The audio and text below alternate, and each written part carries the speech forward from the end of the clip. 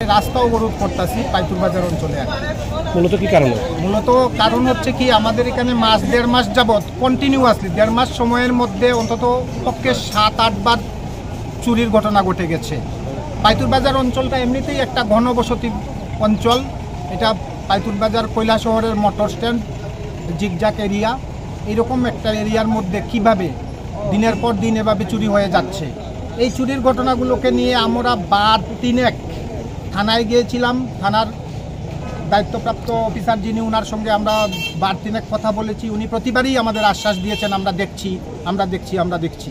কিন্তু দুঃখের ব্যাপার হচ্ছে দেড় মাস সময়ের মধ্যে 6-7 বার এরকম চুরির ঘটনা ঘটলো। উনি আমাদের কি আশ্বাস দিলেন, ওনার আশ্বাস তো আমরা মেনে নিতে পারছি না। তার চেয়েও দুঃখজনক ব্যাপার হলো, যখন যে রাত্রেই চুরির ঘটনা হয় আমরা 7টার মধ্যেই প্রতিবার থানাতে গিয়ে অভিযোগ জানিয়ে আসি। ওনারা বলেন আসবেন, কিন্তু 1 কিলোমিটার ডিস্টেন্স থানার কোনো স্টাফ সকালবেলা আমরা জানানোর পরেও বিকাল অবধিও তারা এসে পৌঁছান না চুরির ঘটনাটা তদন্ত করার জন্য। এই ব্যাপারে আমাদের থানার প্রতি প্রচণ্ড ক্ষোভ আছে আর কি। এই ক্ষোভেরই বহিঃপ্রকাশ। ওনাদের দায়িত্ব ওনারা আমার মনে হয় পালন করছেন না। আর কি রয়েছে এই অঞ্চলে? সিসি ক্যামেরা আছে, কিন্তু সিসি ক্যামেরা দীর্ঘদিন যাবৎ বিকল। আমরা থানার ওসি সাহেবের সঙ্গে কথা বলেছিলাম, পুর পরিষদেও কথা বলেছিলাম। ওনারা বললেন ঠিক হয়ে যাবে, কিন্তু এতদিন পর্যন্ত সিসি ক্যামেরাও ঠিক হয়নি। সিসি ক্যামেরা আছে অথচ কাজ করছে না। যদি এই সিসি ক্যামেরাটা আজকে সচল থাকতো তাহলে হয়তো বা সমাধান এখানেই হয়ে যেত।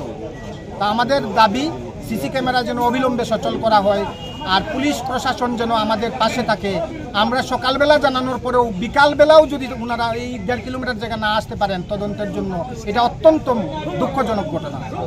আপনারা কি চাইছেন এখন বর্তমানে? আমরা চাইছি পুলিশ প্রশাসন যেভাবেই হোক আমাদের এই চুরের হাত থেকে রক্ষা করেন, সিসি ক্যামেরাটা সচল করেন। পুলিশের পক্ষ থেকে কি প্রতিদিন রাতেবেলা কি পাহারা দেওয়া হয়? না, প্রতিদিন রাত্রেবেলা পাহারা দেওয়া হয় না, তবে কালকে রাত্রে 11:30 অবধি আমি ছিলাম বাজারে। কালকে রাত্রে 11:30 অবধি আমি পেয়েছি 5-6 জন ছিলেন।